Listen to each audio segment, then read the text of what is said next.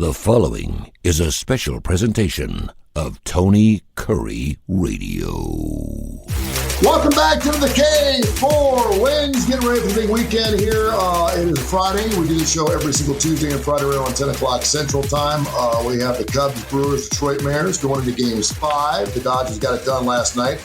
And, of course, we also had a very interesting game in the National Football League last night. The Giants, what's going on with Philadelphia? We'll talk about that. And a huge weekend in college football. Two of the smelliest fishes come home to roost. Those two smelly fishes being the Auburn-Georgia game and the Alabama-Missouri game. Let's get started here with Keefer. He's Executive Director, Chief Editor of the Las Vegas Sun, live from Las Vegas down below us. And Gregory, who's been all over handicapping his entire life, is on the right-hand side. Gentlemen, how are we doing? First of all, how are we doing for this week, Kai? Hey, 5-2 yesterday, including our double play on the team total for the Philadelphia Eagles in the first half. I think that's one of the only things that went well for Philly yesterday, though, as they were incredibly embarrassed, in my opinion. 23-15 last week, 93-51 last month. College football, we started out the year 59-27. I say started out and then realized we're in week 7. We've only got. I mean, isn't it crazy? I'm telling, and I think it's like 2 or 3 weeks ago, and I said, can we all just sit here for a second, look at each other, and just enjoy the moment that it's like the second or third week, because before you know it, it's going to be playoff time. We're going to be going, what the hell just happened? But great numbers, good stuff. Absolutely love that. Let's jump right into a case, the smelly fish. I know we talk about where the public money is going. You obviously look at it a lot differently. We cannot believe that Georgia's only given up 3.5 at Auburn. And by the way, they just announced they're going to be retiring Cam Newton's jersey at the game down there in the South's oldest rivalry. A lot of people seem to care about that. And Alabama only giving up 3 on the road, and Missouri, a team that they have never lost to in a true road game. Let's start with the Georgia-Auburn game. Tell me where the public money's going and why is that line so low? I made it 3.5, and it is 3.5, so I wasn't shocked at all. And it seems like it's probably where it should be. This has been among the least moving games all week.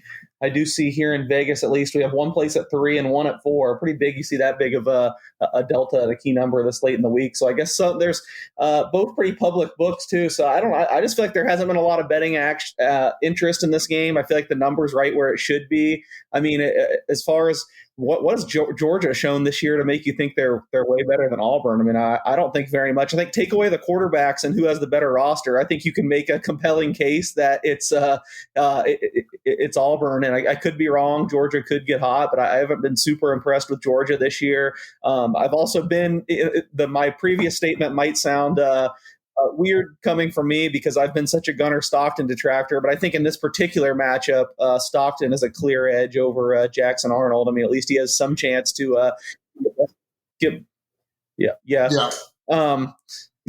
get you back in the game. So I don't know. I think man for man, it's a pretty close matchup, but Georgia does have a little bit of an advantage at the most important position. So I don't know. Like I said, I put all my numbers together and I spit out 3.5. It's 3.5. Alabama, Missouri. Hold on before you go there, because we can get a whole show out of this one game, because I want to make sure that we go game by game here. I would say this. I have not seen out of Arnold what I thought I'd see out of a guy that was supposed to be a 4 or 5-star guy going into Auburn. Everyone was waiting for that magic moment. Obviously, we know where he transferred from. They've only averaged 13.5 points a game in their SEC games. Auburn has. They're 1-4, by the way, in over-unders. So they're playing sloppy, ugly football, whatever you want to call it. For some reason, and I keep saying this, and I know we're week 7, Georgia has not played a complete defensive game yet. I don't know if they have a complete defensive game yet in their thing. We saw what they did against the second half against Alabama, but I don't know what Alabama's offense really was. They didn't score in the second half. So I guess I'm thinking to myself, Kyle, what does Auburn need to put up point-wise in order to get inside 3.5 against a Georgia squad that obviously can put some points up? That's the only thing is, can Auburn score 20 points? I don't think Auburn can score 20 points on the 3 of us. But, I may be wrong. I just don't trust Jackson Arnold's arm. Now, he could run for it against us. I mean, I look at kind of Auburn's offense almost like Alabama's last year. If Milroe runs successfully for Alabama, they're successful. He doesn't get a lot of yards running. Arnold for Auburn now, not necessarily as successful. And I just, Auburn's biggest hope is that the 2 tackles they're talking about from Georgia are going to be out this weekend. I think on the injury report this morning, they're listed as doubtful. or maybe they're listed as questionable, as doubtful Wednesday or Thursday. But they've got to get to Gunner Stockton. They have to control the line of scrimmage. And I don't know that Auburn can do that against Georgia. But this is not, according to everyone and the metrics and all this, a Kirby Smart Georgia team, if you will, which I think is a great dumb statement. With NIL and with all the things going on, you just don't keep what they've kept. And the defense, I mean, good God, their defense is starting for Philly now. And who else? I mean, that's where all the Georgia good defenders are. So, if Auburn averages 13.5, then Georgia's got to score 17 to hit the 3.5 number. I know we're not going to see a 17 to 13.5 game, but I would be shocked if Auburn won the game. I would be shocked if Auburn stayed within the 3, which is what I got Georgia at earlier. But shocking things happen at Jordan-Hare. Yeah, I know. Yeah, you mentioned that. I've actually got on our bankroll show on the starting lineup, I've got a parlay going with the Georgia Bulldogs. So we get a minus the 3. We can count it down to 3 in the particular ball game. I will say this, I have not seen that defense play the way I thought Georgia was going to play it. Again, maybe that defense is not there, but I have not seen Auburn play offensively the way I thought I'd see them play as well. So I'm going to take my shot and say Georgia.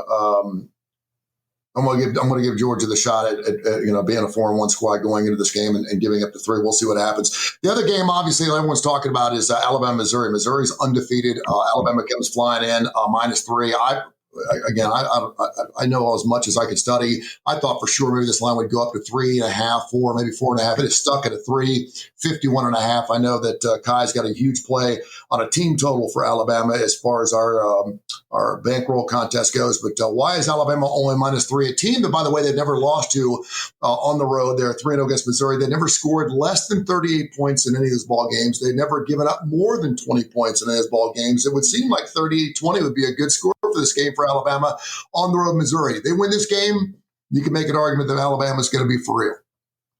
Yeah, you can make an argument for Missouri at the same time. Yeah, I mean, long term, I hope Alabama pulls this out because I have a lot of futures on them. But I guess I just see this game differently than you guys and everyone I've talked to. I know Kip's heavy on Alabama too. I made it Alabama minus 2, so at 3.5. I mean, 1.5 point difference doesn't sound that big, but across 3, it's huge. So I bet Missouri plus 3.5 earlier in the week. It just really comes down to how you interpret what Missouri's done. I mean, I've got all the numbers up on paper right now. There is no doubt. I mean, the week 1 still counts. Missouri's been a better team than Alabama this year, without a doubt. But by the numbers, by their efficiency in just about every area. Now, if Kip was here, and I agree with him, this is the way you can shoot that down, is you could say, well, they haven't played anybody. Look at who they've played. Now, we tried to adjust the best we can for the teams you've played, but you can certainly make the argument that we haven't adjusted enough and that Alabama's played a much tougher schedule. And really, the numbers are really close. It's not like I'm saying Missouri's it's not David versus Goliath. I just think Missouri's been extremely impressive, especially offensively, with how well they've clicked. And they've been way more consistent than Alabama, frankly. You get that with being a home game where they typically have a pretty big home field advantage for whatever reason. I mean, they have one of the smaller fields, but, going back over time, ever since they've joined the SEC, they've you go through the data, they've played above their expectations at home better than most teams. And I feel like this team's just more talented. Also, there's just some matchup things that I think favor Missouri here. I mean, we've seen Alabama's run defense be its Achilles heel for the last couple years, especially with mobile quarterbacks. I still say Pribula. I know you're supposed to say his name differently, but I heard Pribula for years. So, I mean, Pribula is so mobile, and Ahmad Hardy's like arguably been the best running back in the nation, or right up there. You could make the argument. So I like that matchup tick for Missouri. Again, I just think it's a really kind of close to a coin flip game. I would favor Alabama ever so slightly if you're just asking me to pick the winner. But I don't know. You can never underestimate the power of 3.5 and that hook at 3 or 7. And I just thought, right now it wouldn't be a play for me even at 3. 2 to 3 is just not a big enough difference. But if it gets back to 3.5, I feel pretty confident with Missouri. I'm not saying he should be a Heisman Trophy hopeful or anything else, but Ahmad Hardy, what he's done this year for Missouri has been fantastic too. A kid that a lot of people believe not only is the best running back in the SEC, but perhaps in the nation. And I think as Hardy goes, as Missouri goes in this particular game, again, Alabama's never lost a true road game against Missouri. They've always had their numbers. We'll see what happens, giving up to 3. Kai, before we do move on, though, you did have a monster play. You put your entire bankroll on the what in the Alabama game, and why? First, I have to channel my inner Kip Keefer. Who has Missouri played? They've played no one. All right, anyway. So, and I think Vandy's a better team than Missouri. Alabama got lucky. You even say it in your column that, Alabama should not have covered, but, Jam breaks a run and they get the cover in the last minute. Missouri 0-5 versus Bama since joining the SEC, average score 39-10. I read that this morning somewhere. I think Missouri's defense gets a wake-up call. My play is Alabama's team total over 27. I can certainly see Missouri keeping it, why the line is where it is and what Case is saying. I just think Alabama gives Missouri a wake-up call. I do think they win the game, and I think they win it not necessarily easy, but seemingly easy. I do think a lot of the things absolutely match up. If Privula can stay upright against him, yes. But the thing that concerns me with Missouri's offense against Alabama is Missouri's big play potential, in my opinion, is not really there. They're really efficient 5-10-yard passes.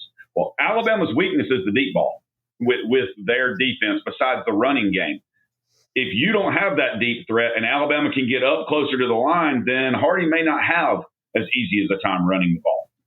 So I'm just going to go with Alabama's team total over. I think Missouri's weakness in their defense is their secondary, and Alabama's strength on their offense is going to be Ty Simpson dropping back, throw into a very good receiving corps. I think if Hardy goes over 100 yards, it's easy to call that because obviously that would be a huge game for him. I think they get it done. Otherwise, I think Alabama could probably get the victory. We're going to be all over the SEC because there's a couple other monster games. Arkansas, Tennessee is huge. Florida A&M is huge. We're going to get into it here in just a few minutes. I do want to mention the Big Ten, something to talk about. We have a 4-1 Nebraska taking on a 4-1 Maryland, which is kind of funky, kind of weird. I don't want to start there, though. I do want to start about a couple of undefeated teams, Indiana and Oregon.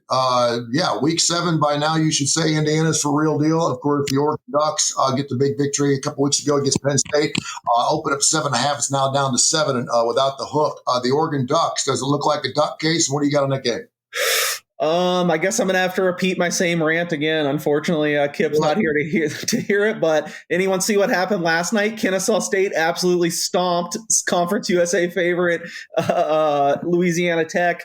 I think we're all tied to last year when it was absolutely true. Indiana got the easiest schedule last year ever and capitalized on it. Indiana's schedule this year, looking back, has not been that easy. Every team they've played has been a little bit better than expected. I know maybe not Iowa. They just played Iowa. They kind of struggled there, but Iowa's always good defensively. It's tough to play it there.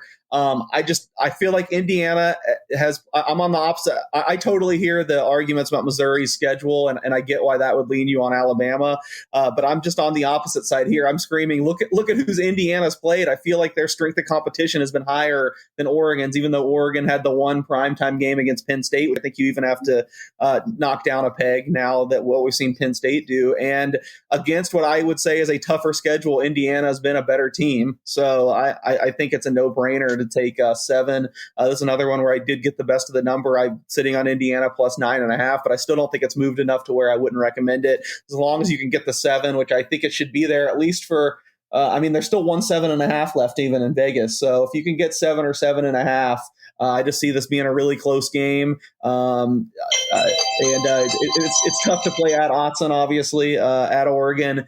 Never going to be an easy place, but I just like Indiana a little bit better on paper, so I'm taking the points with the Hoosiers. By the way, La Tech 4-0 against the spread going into that game last night, giving up the 4.5, and you're right, 35-7 to get drubbed last night against Kennesaw State, and you've been all over them all year long.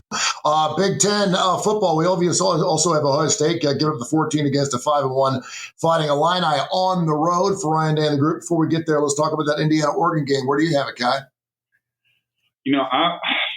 I like Kirk Cignetti. I really do, but I like Dan Lanning. I agree. I mean, anything over 7, I don't think I can give that.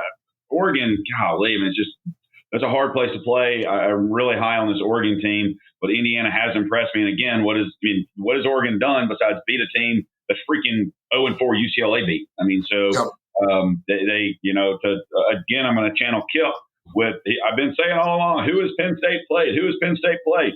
Well, now, I mean, who has Indiana played? But who has Oregon played? I agree. I think Indiana has had a rougher schedule, especially with that going on. But the greatest thing about college football nowadays with the NIL is there is a lot more parity now, in my opinion, because outside of the top 3 or 4 teams that just buy whatever the hell they want, you got a lot of teams that are spending less money, and it creates more parity. And if I'm making $250,000 at Tennessee and Auburn offers me $350, I can just leave, or $300, and kids are jumping ship. But that's a tangent for later. I'll leave that tangent to Kip, when he gets on, because he can go there much better than me.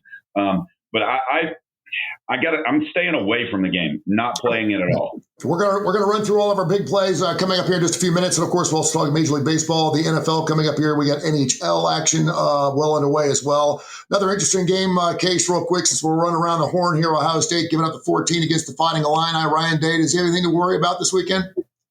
Not necessarily worry. I just think, I think he might get a little bit of a scare. I think it could be a close game. And I will say I have gotten more than any game this year. I went on a couple shows here and I've written about it.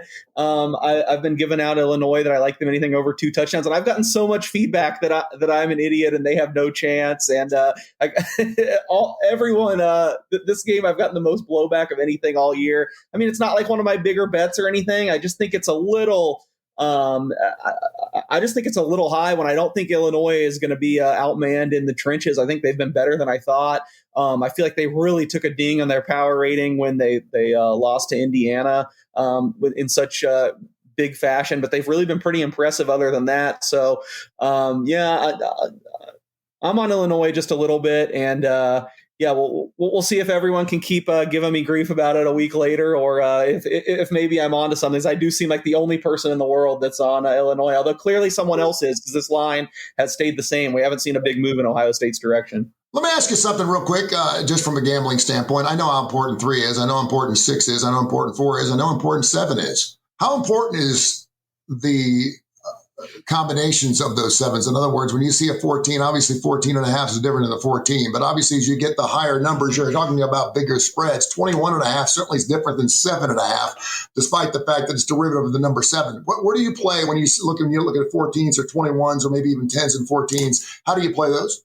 Yeah, those are all, you approach them similarly. I also want to add, Kip has texted me. He's had microphone problems, but he's listening, and he said he is with me. He's on Illinois as well. So I found one other one. That's one of his plays this week. Those, you certainly nailed it. It's not rocket science. It's all the numbers that you would think that are kind of the secondary keys. 3 and 7 are always going to be the biggest. 7, college games land more at 7 than anything. NFL games land more at 3 than anything. But, 10, 14, 17, 21, 24, even when you get to the bigger spread games, 31, it's the football numbers. It's where final scores land the most. That's just another way. Key numbers is just an easier way to say it. So I certainly try to exercise a lot of caution when you're around, the 14.5, the 14 number. And especially it's a lot depends on the total. Like this total's pretty Ohio State, Illinois, for instance. It's pretty standard around like 51 or 50.5. I'd say you probably need to exercise a little bit less caution if it's 14.5 and the total's like 70 or one of these crazy games with like the Pac-12 back in the day, because then obviously there's just a lot wider distribution of outcomes. But if it's a normal total, I definitely think you still need to be cognizant around those key numbers, not only 7 and 3. There was a 70. They went up earlier this weekend, and I absolutely love the under in that ball game. We'll have as part of our big plays coming up here in just a few minutes. Right now, as we go around the horn, we also have Michigan, USC, a pair of 4-1 teams. Both teams playing quite well. USC giving up the 2.5. We mentioned UAB, FAU, UAB catching 4.5 on the road. We mentioned that because we're right here in their backyards. And also a very interesting ball game. Again, we have not talked about it. I just got off the phone with my son from Clemson. He's telling me he loves Clemson minus the 14. I said, listen, dude, I'm done with Dabo. I'm not even going to pretend to know what the hell is going on over there right now, so I'm just going to leave it alone and just pray that they get the victory. But he loves himself some Steve Sarkisian in Texas. He thinks, just like I do, that maybe it's time for Texas to show up to preseason number 1. They can't possibly start the season 3-3, can they, Kai? They're only giving up 1.5, and now they're catching 1.5. It's moved 3 points from Texas 1.5 to now Oklahoma 1.5. What do you like? All right, I'm going to reverse real quickly and let you know a key stat, I think, for that Ohio State game. Ohio State has given up 0 red zone touchdowns this year. 0. Nice. We'll see with Illinois. I think that's going to be a very low-scoring game. Is that a useless Tony Curry fact? That's an actually good one. I like that. That's good. I just think it's going to be a low-scoring game. I think Ohio State's defense is legit.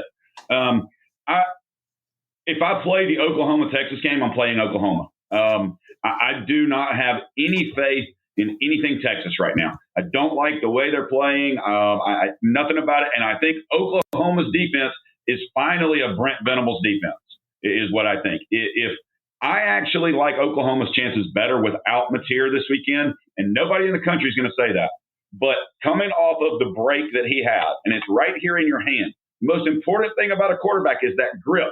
And I was watching the show talking about it. If he can't grip it and spin it correctly, he doesn't know where the ball's going enough. Yeah. And though I do not think Hawkins is great, don't get me wrong, and I think Texas's defense is pretty good, I just think Oklahoma, and I can't believe I'm saying this, especially after the year they had last year, but I think just lots of things came into play there. I just think Oklahoma is the better team. Oklahoma's 5-0 right now, and you can certainly make that argument. They are record-wise, and of course they're sitting there preseason where? Nowhere. And now right now they're top 5, so they're the real deal. Okay, so where do you see the money going? Obviously, it's moved a lot on Oklahoma's side. Yep, John Mateer, here we go. This is just the way I painted it up. I wish we could cut up what I said the last show coming into the season. I said they should be undefeated here with a great chance for Mateer to beat the preseason favorite. Now, I'm not going to lie and say I saw Texas falling apart to this extent coming and Arch being this big of a mess. I don't know. I could only look Oklahoma here. I luckily I think when we talked on Tuesday, I was pretty pessimistic and said I didn't think Mateer was going to play. But just in case, I took one of the last +3s I could, just holding out a little bit of hope. And now that looks like it was a strong move because now the money's on Oklahoma. I made. You said that Tuesday, and I played it immediately, just so you know. I thought Oklahoma, but when you said it Tuesday, I was like this on my phone while we were on the show, and I was like, Oklahoma +3, boom.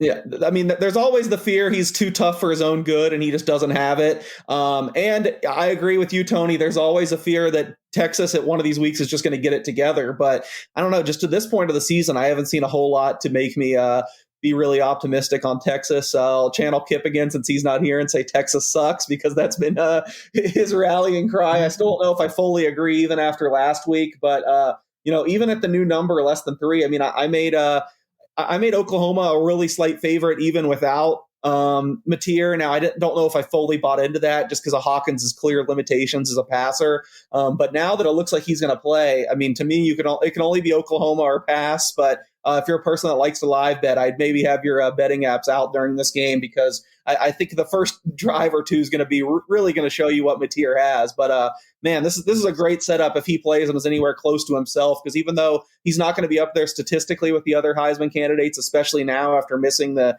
Kent State game where he could have poured some on, what a great story if they start undefeated. They basically saved Venables' job because he was on such a hot seat coming now, and if he grits out this a win over Texas with a broken hand. So I'm pretty excited about the possibilities. Look forward to sitting back and seeing how this one goes. No, and really unfortunate too for them, the fact that Mateer is banged up, because if he was healthy, they are a juggernaut. I mean, they're playing really well. Go ahead, Kat. Yeah, but what's the line if he's healthy? If he hasn't been out, what is the line in this game? It's more like Oklahoma 4.5, maybe something like that. So, what is the latest injury report? I haven't seen anything. Is he still questionable, Case? Yeah, I think he is questionable. I just, I I first mentioned this a few weeks ago that I thought he might play. There was a lot of rumors that he was going to push to play, and it still seems like the back channels, if you dig into the Oklahoma fans, what they're saying is they're all convinced that, and not just people that are fans and wishful thinking, they're all convinced that he's going to get his way and push and he's going to start. So yeah, if you look at the official channels, it's 50-50, but if you talk to people, it seems like there's a sense he's probably closer to playing than not. K4Wins.com, K4Wins.com. Go to the website. It changes minute by minute, man. We got all kinds of great plays, tons of plays every Saturday, Sunday. We do hockey. We do women's basketball. You name it. We got it. And it's just a great time of the year. The weather's finally cooling off. I know that Duncan Dan there in Philadelphia is loving himself some weather here. We're all over Florida. The Coastal Sports Network and Digital, they do wonderful work for us. We're all over the country. Great to love down the region here of wonderful Birmingham, Alabama. Let's go around the horn. Let's start with you, Case, first. Give me some of your hottest plays, your biggest plays.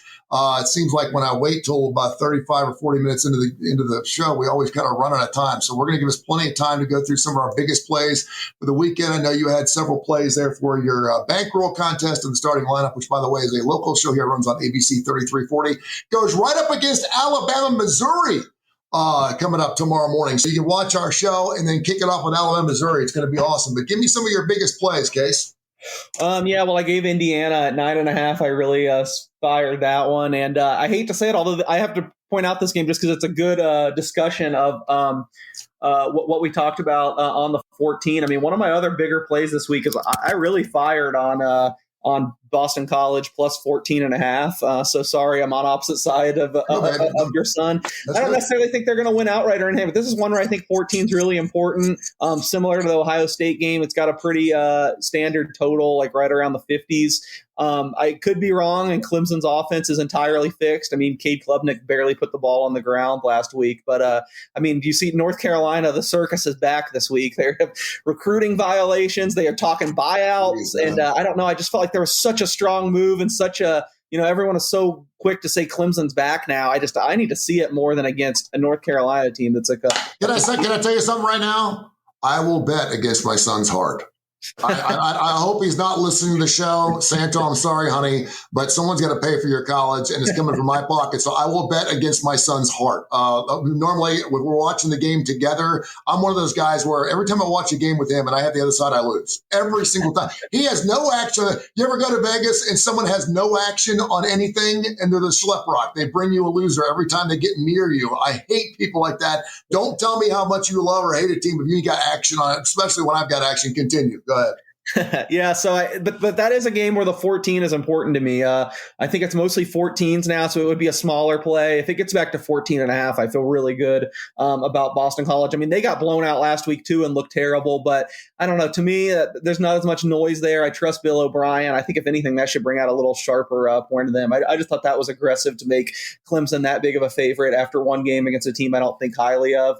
I guess since I talked about one of your teams, now I feel bad. I'm picking against Kai's team all the time. But, man, I just feel like this is a good spot for Arkansas. I don't necessarily think they're going to win or anything, but I think it's going to Bobby Petrino clearly made a bunch of big changes there. I think Tennessee's better on paper, but it's got to be tough to prepare for this defense when it seems like things are going to be drastically different. They might have some different kids in the game. They're probably going to schematically be a little bit different. Almost always in college football, it's a weird thing. It's probably something I would just dismiss offhand, but if you don't see it year after year, like these teams have a jump usually when they have an interim coach come in a week or two, even when it's like a coordinator or whatever. So I really expect a better effort out of Arkansas. I'm not a big team totals guy. Maybe this would be one, though, you could go like Arkansas team total over, because there's still the chance this could end up being like 70-55 and they don't cover. But I really expect Arkansas to kind of show out for Bobby Petrino here. And I think the defense is so devoid of talent that long term I still couldn't buy on them. But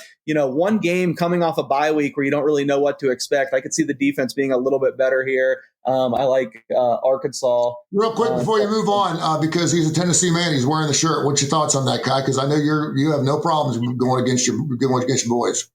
I don't. I love team totals. Tennessee's team total is 41.5, and it's crazy because I'm like, I kind of like that. Arkansas's defense. I just don't think Tennessee coaches are going to be able to scheme for a defense they've never seen, an offense they've never seen. Now, I love what Tennessee will probably do in the first half as quick as they start.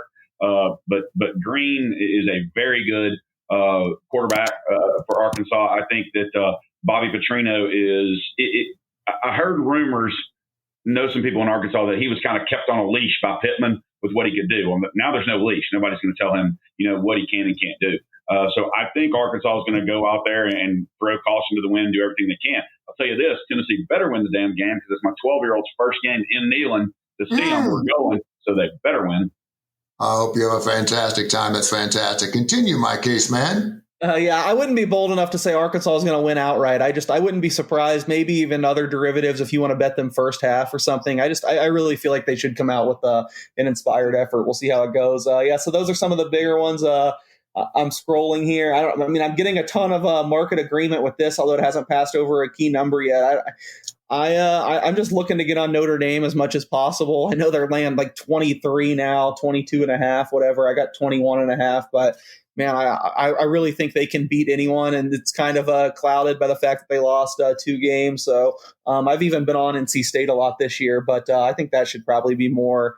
I mean, it's basically there now, but I think it should be more around the 24 range. Just scrolling. I guess just to throw in one more, I took, and you could still get a 10.5. This is another one where these secondary key numbers we're talking about are important, because I definitely wouldn't want to go below 10, but I kind of like Rice getting anything double digits at UTSA. No, that's your team, right? No. Hey, UTSA. No, he was kind of one of my pre-coaches. I think he's 2-2 in the season. So I like him as a coach a lot too. I feel bad for him. I mean, they had such great years. I really feel like he's a guy that missed out. Traylor striking when the iron's hot. I mean, he could have probably had a job. And now it's tough in the AAC. I mean, the AAC is really good this year, and there's just programs with more resources than them. It's kind of an uphill battle, but it's pretty clear to me they were a little overvalued coming into the season. Yes. Their quarterback, Owen McCown, hasn't been much. I was the one that overvalued them. Not only you. I mean, I think I bet the over too, but they were like the 3rd favorite in the AAC, and we've just seen enough to say that's not true. And Rice is just really hard to prepare for on a week-to-week basis. They run this weird shotgun spread offense. So, Rice is also another one I landed on. I'm going to go next, and I'll talk about the UAB Blazers. I do a show every single week with Mark Ingram, who's the UAB athletic director. I love having him on. We can talk his nose all you want, but I love when they pull back the curtain a little bit on athletic directors and what's going on. We had a remarkable podcast we did yesterday where we talked for about 10 or 15 minutes about Bill Belichick. We asked the question, if Bill Belichick wants the job, do you have to give him the job? If you're at college and Bill Belichick says, I want this job, do you have to give it to him? Did North Carolina have to do that?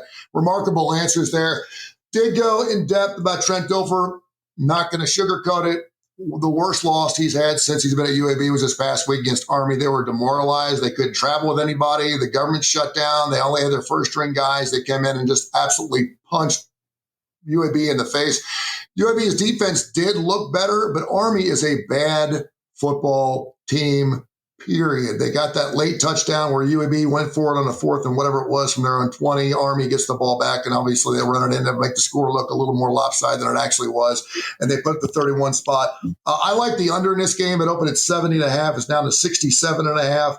FAU's averaging 34 points a ball game their last 4 games. Yeah, they're going to sling the ball. They're going to go from playing a team that ran the ball 60 times to now to a team that throws the ball 60 times. So the defense better be better. But the defense, if you're going to put your finger on one thing, if you must, on one thing that's actually looked like and it's improving a little bit is UAB's defense. So I'm going to say they're going to hold them under the 34. I don't think UAB is going to put up 34. I think it flies under the 68.5. I really like that particular game. I think Florida's going to come down to earth a little bit. I don't think that Texas win was as big as everyone thought it was. I do think that DJ Liveway, I think he had a fantastic game. I think he was 21 or 28 or something like that, but only 7 touchdowns, 7 picks in the year. Very pedestrian-like season. Probably his best game he had against Texas last week. Again, I don't think Texas defense is as good as we thought it was. So I'm going to take A&M and give up the 7 in the hook. I think A&M's defense has been fantastic. I think they do well. And Marcel Reed, a quarterback that no one's talking about, 11 touchdowns, 3 picks in the year. Great game manager. And I did a show with Jay Barker for 15 years. Game manager is a good thing, my friends. Be a game manager all you want. If you're game manager, that means you have pieces, you have skill sets around you. You don't have to be the man. And I don't think Marcel Reed has to be the man for them right now, A&M. So I'm going to take A&M minus the 7.5. And then despite the fact that they're 1-3 against the spread, I know we haven't seen a full game against them yet. I cannot believe that this could be the game that's going to save Hugh Freeze's job, because I think if he beats Georgia, that's how big this game is. Outside the Alabama-Auburn game, this is the second biggest game for Hugh Freeze. If he gets this victory, they go 4-2. They're going bowling the whole 9 yards. They knock off Georgia. This game is huge, not only for Auburn football, but also for the psyche of Auburn football fans and their football players. But I can't do it. Georgia's 4-1. They're only giving up 3.5. I'm going to take the half. Again, you look at the numbers. Auburn has been 1-4 and over-unders, which means they're playing sloppy, ugly football. They're only averaging 13 points a ball game when they play SEC play. I don't see them putting up a 20 spot against Georgia, and I certainly see Georgia putting up at least 23 against this Auburn defense. So I'm going to take the Georgia Bulldogs minus the 3. Actually, I had them in a 2-team parlay with A&M and the Georgia Bulldogs minus the 3. Kai, what are you liking as you look around the horn here? Well, first off, I know Kip is listening. So, Kip, I want you to look at your phone and respond to the text. All right. So, there are some interesting games. There's a great game tonight that people don't realize it has some playoff implications. South Florida and North Texas tonight. Great game, by the way. Very good game. Yeah, it's going to be a good game. It's dropped to a pick 'em. South Florida's favorite. I'm leaning North Texas here, especially at home, even as high as I've been on South Florida since the beginning of the year. I've also seen some things on Rutgers and Washington, and a lot of people on the over 60.5 in this game, which I do not understand at all with Washington's defense. They held. I know Ohio State scored 28 against them, but that's Ohio State. Rutgers is not Ohio State. Rutgers is going cross country to Washington. I'm not going to lay the 10, but I'm going to stay under in that game tonight. I really like that as well. I think there's some get right spots for some teams this week. I really do. I like, and this is not a get right, but Ole Miss. We talked about it a little bit on the show. Ole Miss going in against a Washington State team that gave up 59 points to North Texas. Now, Ole Miss plays a little bit slower than North Texas, but you're telling me you're going in and their team totals 44.5.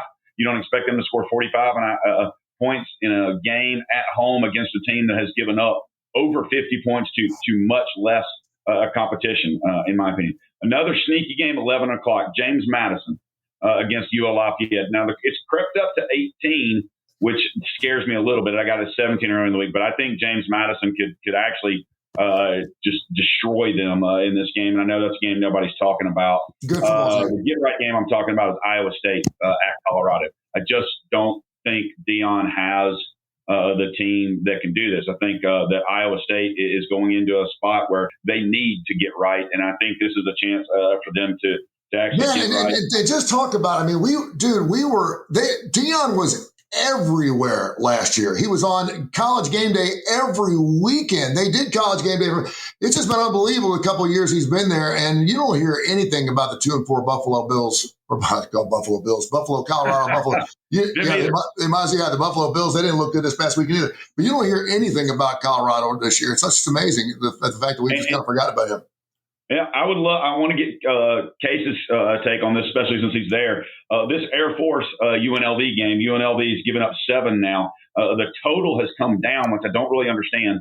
I don't think Air Force, whose defense is horrendous, and we even talked about it, the way the game versus Navy played out, those games look differently. I do think that the new freshman Skanka or whatever his name is for Air Force is pretty good, but I just don't think they can slow UNLV's offense down. I think UNLV can score as many points as they want in that game. So I'd like to hear that from him as well. And then I really believe that it's the last hurrah for your UAB Blazers this weekend, his head coach. I don't understand why that he's still there. I will tell you that I took Florida. I'm not convinced Marcel Reed can be the game manager in a really, really, really against a really what I think is a very good defense from Florida. And then also I took 10 with South Carolina earlier in the week. LSU is not LSU without Nussmeier. There's a lot of good things about them, but I think South Carolina can keep that game there, within the number. And then one more I'd like to hear Case also talk to it. Utah at home against Arizona State. Weather coming in. Levitt's not going to be playing. I really like Utah only giving up 5 there. Case? I'll try to remember them all. I agree. I didn't bet the total just as I've barely even looked at college football, honestly, since Monday with hockey season starting. I've been so in hockey. So this is, you're getting my really off the cuff takes here. I did lay 5.5 with UNLV earlier this week. I know it's back to 7 now. I still probably fine for a smaller bet, but I agree with Kai. I could only look at the over. I have a tough time seeing Air Force's defense is just really dreadful. They're terrible. I don't see how they stop UNLV at all. If UNLV does have any problems, I feel like it would be defensively for them. Air Force does have some guys on offense. So certainly this is one I usually run away from. When people say there's no way you can play an under here, it's all over. But this is one of the few games where I fully agree with that. The other, what were the other? There was two other, or I know he said he likes South Carolina. I don't think that was the game we talked about. I am opposite there. I bet LSU earlier in the week, 8.5. Maybe I'm just too optimistic just on a team I was coming in high on the year, but I felt like if anyone needed a bye week, it was them. We'll see if they made use of it. They were so banged up. I thought maybe they'd be a little bit healthier, although I do know there's been some negative Nussmeier updates, so maybe I am out of it there. I know Kip is also on South Carolina. I think he was listening to the show at one point, but he's not texting our group text. Seems like he's just texting me directly, but I was going to give out to him real quick. He said he has South Carolina, USC, Alabama, and Florida plus 7.5. He also put Texas. I don't know if that was a typo, though, because he's been such a Texas detractor. Although maybe he just had to qualify that he still hates Texas, because he said Texas could lose 4 or 5 games preseason, but seems to be picking them this week. Interestingly, what were the other couple of games I was supposed to talk about? By the way, but he also has Wisconsin and Illinois and Arkansas and Tennessee, both their team totals over. He did say he's still watching. Okay. Good. We'll take all the viewers we can get, brother. That's good. Next time you did talk to Utah, Arizona. Yeah, God, I need to cut myself off from I've been against Arizona State all year, and I've honestly been pretty impressed with them. But because I was so impressed with them, I was like, man, why is this number running? I dove in and took some Arizona State plus 6, I think on Tuesday, and now Sam Levitt out. I do not like that position at all. So I don't know. Maybe I'll watch. Hopefully I can be by a TV of this game, watch, and maybe if Arizona State gets up, I can take some Utah live, because I think Levitt's a huge part of their team. I do still think that it's a plus running matchup for Arizona State. I mean, their running backs are pretty great, so maybe they don't get blown out. But I certainly would not be taking Arizona State right now without their quarterback. Make a good game too. One more to talk about. Yeah. Texas Tech, and Kansas. Yeah. Talking about teams I need to cut myself off from, and I actually did stand by it this week. I'm not betting it. I technically showed value on Kansas. I think their offense is pretty good, pretty underrated, but I've been betting against Texas Tech a lot, and it's just pretty clear that they're much closer to the elite tier than they are the tier of all the Big 12 teams. I mean, they spent their money wisely, I think we can say now, with a lot of confidence. They look really, really good, and they have depth too. Is the thing. A part of the reason why I keep betting against them is they have a lot of injuries, but the injuries just haven't mattered. They just reload. They have these second string guys, so I guess if I absolutely had to make a play, I could see Kansas hanging strong, but I've been wrong on Texas Tech all year, and I'm just not willing to lose anymore. They're on to something. Texas Tech. So here's what old Tommy Tuberville's old team did. They decided to give every lineman who signed up $25,000 just to go play ball for them. That was a riddled rumor, but it's not a rumor. It's the real deal. And so you get $25,000, even if you don't play. You got $25,000. So they went line you, man, and it's working for them. They're 5-0. They're giving up to 14. Another sneaky game real quick before we get into Major League Baseball and the NFL. BYU, sneaky good, 5-0, top 20. No one really talks about them because of where they're at. On the road at Arizona, the Wildcats, and that line's only 1.5. I love games that are close to pick'ems because that way all you got to do is win the football game and you win your bet. Where you guys got that one? I was hoping to get an Arizona +3. It's now clearly not going to happen, so I'll probably just be passing. I will say, I guess I can channel Kip now. I think BYU's played like the worst schedule in the nation. They have been, and their underlying statistics really aren't even that good. I just feel like they haven't played anyone halfway decent. I do think Arizona's halfway decent. That being said, I did make BYU a 2-point favorite, so right about where it is now. Just because I think it's hard to even adjust for how poor of a schedule they've played. I was interested at Arizona at 3, but I don't think it's going to get there. All right. I like Arizona. I think the freshman, number 47, quarterback Herb Black or whatever his name is. I mean, this is going to be the toughest place he's played, in my opinion. And I think Arizona wins the game. We got some NFL action to get into before we wrap it up with Major League Baseball. Of course, we have a pair of Game 5s getting ready between the Cubs, the Brewers, Detroit, and Mariners. I know we have a lot of action on both those games we're looking forward to as far as the futures goes, particularly with Case. But we got some great games. The National Football League kind of going through the schedule right now. I'm looking at the Seahawks and Jaguars are 3-2 against a 4-1. You get the Cowboys against the Panthers. You get the Chargers, the Dolphins. Obviously, that game didn't look as good on paper as it did before the season started up. You also have a pair of 4-1 49er Buccaneer games. I saw earlier this morning that Baker Mayfield right now has got the inside track to win the MVP of the National Football League. Kai, you believe it? I want to know what Cincinnati is thinking with their new quarterback and what's going to be happening with the 840-year-old Flacco moving forward. I mean, I totally understand it. There's so many games this weekend in the NFL that I just don't care about. I mean, who can get excited about the Rams-Ravens the way the Ravens are playing this year? And knowing I'm all over the over 11.5, if the Ravens lose this week, they have to win out to get over. I'm like, wow. And I'm not sure they can win. I mean, they're catching 7.5 at home against the Rams. Yeah. No, I agree with you. It's like almost every single game I look at is like a pair of 2 and 3 teams. I totally agree with you. It's just one of those weekends in the National Football League where nothing's jumping out. The one game that does kind of jump out, and it's only because they're 2 and 3, and that no one would be surprised by that. If you had the under, you're probably feeling pretty good. But the Lions at the Chiefs, I think, is very interesting. We certainly talked about the game last night where the Giants doubled up the Eagles. But what's your thoughts on the Lions and Chiefs, Case? Yeah, this game I think is the game of the week to me, despite the Chiefs' struggles. I think this is their last game without Rashee Rice, right? And the offense really seems to be kind of back. So the Chiefs do, despite losing, I mean, they lost the kind of game they've won every other year for the last 5 years against Jacksonville. It was bound to turn around at some point.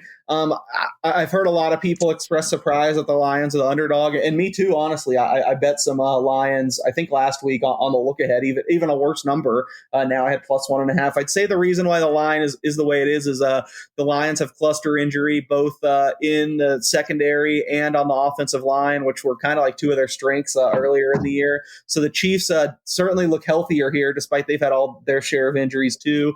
Their backs are kind of up against the wall. I still don't think I could lay points with the Chiefs right now. Their defense isn't playing very well. So I don't love my Lions positions, but I am technically on the Lions there. And I do think that should be a good game of the week. And dare I say, I think we use this too freely, but I think in this case, this could be a Super Bowl preview.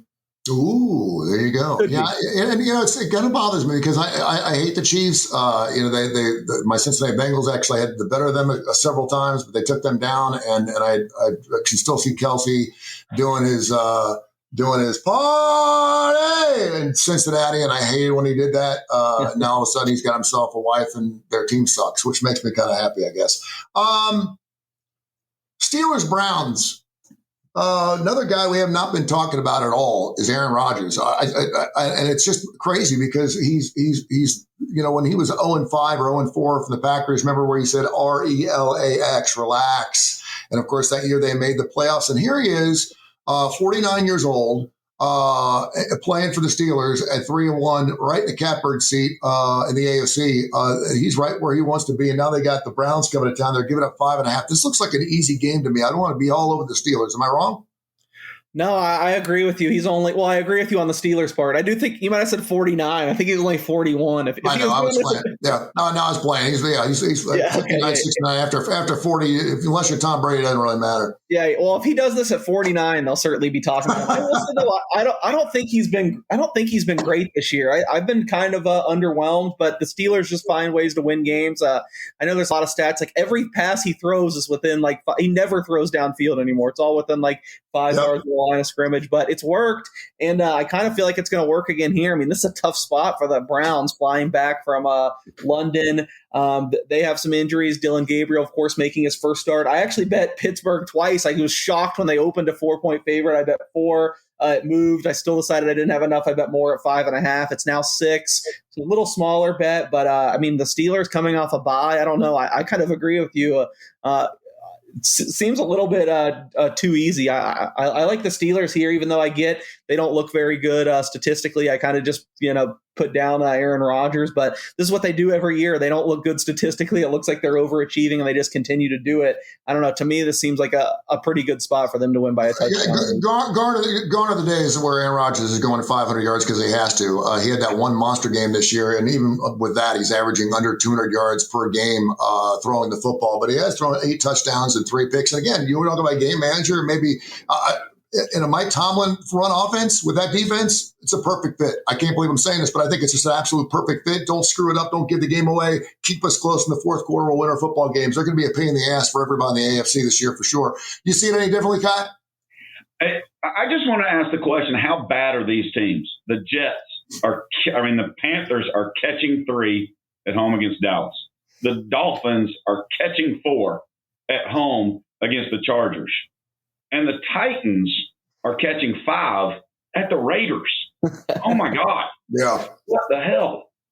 The Titans are a bad football team. They screwed up. Yeah, from top to bottom, they got rid of their quarterback, they got rid of the running back, they got rid of their coach. No, I'm just saying, watch for Cam Ward to have a huge game this weekend.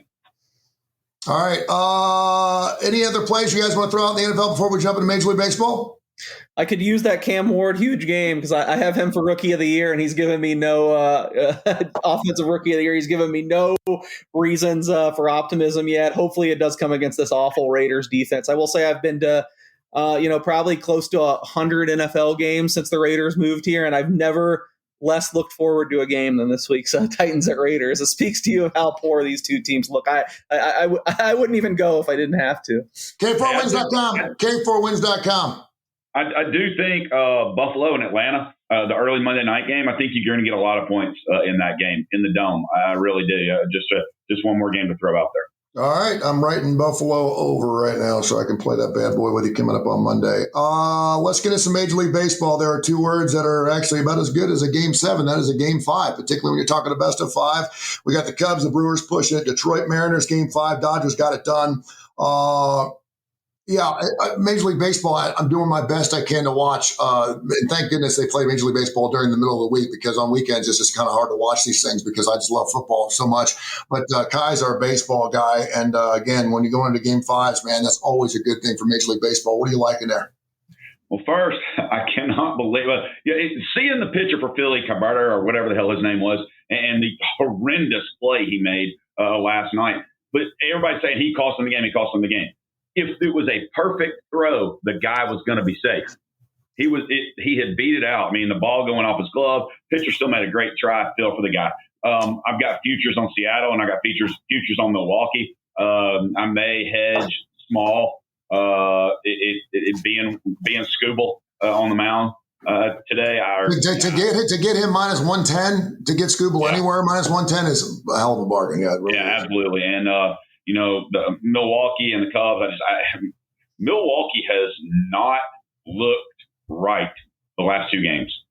I don't know why, but I will say one of the greatest things that just to reverse up a little bit back on you is I don't know if y'all saw the interview, but I've watched it 1,000 times as a Red Sox fan. Watching Big Papi and Vlad Jr. go, Yankees lose is so much fun. And A-Rod and Jeter happen to sit there on the set and listen to it over and over and over again. No, it's pretty good. I will give you that. Case, any thoughts on Major League Baseball before we wrap it up? We'll get it up to. Don't forget, K4Wins.com is our website. You can go there, get our plays whenever you want. And we will mention some hockey before we leave. We have to do that. But anything else on Major League Baseball you want to get into, Case, before we talk about the puck? Just to have, like Kai, my fingers crossed for the Mariners today. I really wish they got it done in Game 4. I've been talking about how I like them all year. I do technically show a little bit of value on them today.